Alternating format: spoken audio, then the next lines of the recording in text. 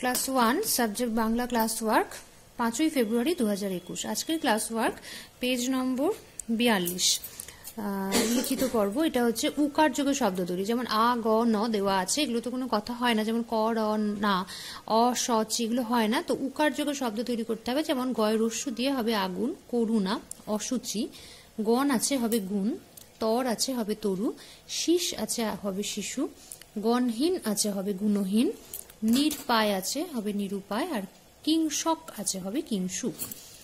এবার দীর্ঘকার দিয়ে স্বরূপ, রূঢ়, নিরূপণ। নেক্সট রিকার দিয়ে হৃদয়, ধৃত, অপহৃত। নিচের সঠিক উত্তরটির পাশে টিক চিহ্ন বসাও। তরু কথার অর্থ গাছ, পাহাড় না নদী? গাছ। অরুণের অর্থ চন্দ্র, পৃথিবী না সূর্য? সূর্য।